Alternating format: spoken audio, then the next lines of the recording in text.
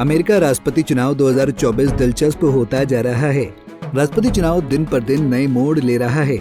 Donald Trump के सामने अमेरिकी राष्ट्रपति जो बाइडेन चुनावी रेस से बाहर हो गए हैं। जी हां, बाइडेन ने खुद रविवार को ऐलान कर दिया कि वो राष्ट्रपति पद का चुनाव नहीं लड़ेंगे। उनका कहना है कि उन्होंने पार्टी और अमेरिका के हित में ये फैसला लिया है।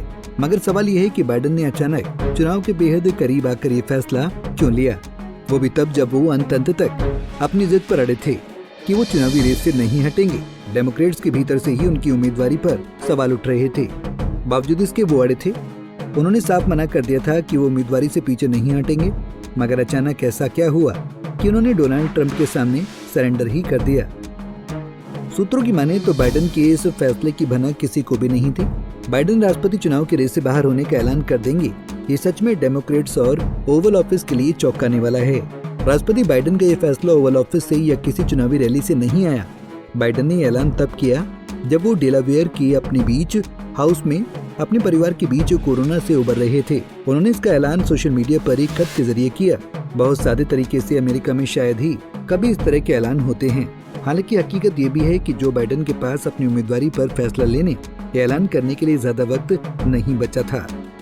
इसकी वजह कि बाइडेन की उम्मीदवारी पर सिर्फ विरोधी ही नहीं, अपने भी सवाल उठा रहे थे। जो बाइडेन अपनी उम्र को लेकर अपनों के ही टारगेट पर आ चुके थे। 81 साल के हो चुके बाइडेन को बराक ओबामा से लेकर डेमोक्रेट्स के कई नेता चुनावी रेस से बाहर होने की अपील कर चुके थे। कई सर्वे में भी बाइडेन अपनी उम्र को लेकर डोनाल्ड ट्रंप के सामने कमजोर साबित हो रहे थे। चुनावी रैलियों में भी डोनाल्ड ट्रंप बाइडेन को बार बार उनकी उम्र को लेकर घेर रहे थे। पहली प्रेसिडेंशियल डिबेट के बाद से ही जो बाइडेन अमेरिकी जनता की नजर में कमजोर पड़ चुके थे। ऐसे में उनके पास उम्मीदवारी की रेस से पीछे हटने के अलावा कोई और रास्ता नहीं था।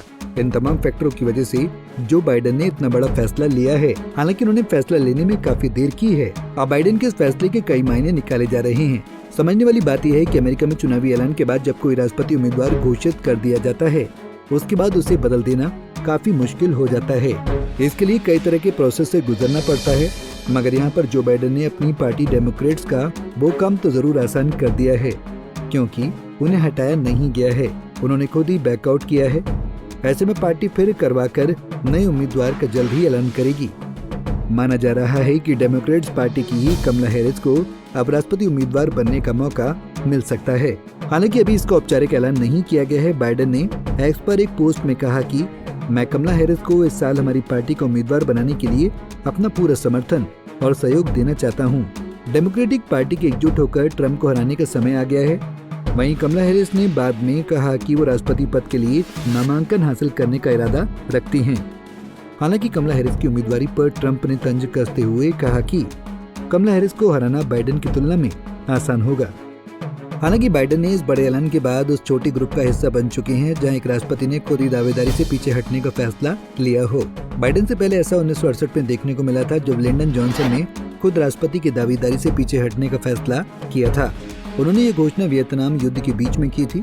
1968 में जॉनसन ने महसूस किया कि वो पार्टी पर से अपना नियंत्रण खोते जा रहे हैं और पार्टी के भीतर ही 4 विरोधी गुट बन गए थे। इसके बाद उपराष्ट्रपति रहे ह्यूबर्ट हम्फ्री को आगे किया, मगर चुनाव में उन्हें बुरी तरह से मात मिली।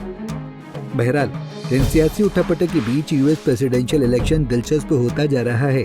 अब ये देखना बेहद दिलचस्प होगा कि इन सियासी समीकरणों और उलट पुलट के बाद क्या परिणाम देखने को मिलता है। Bureau report, Punjab Kesari TV. हमसे जुड़े रहने के लिए हमारे YouTube चैनल को सब्सक्राइब करें और नई वीडियो की नोटिफिकेशन के लिए बेल आइकॉन को दबाएं।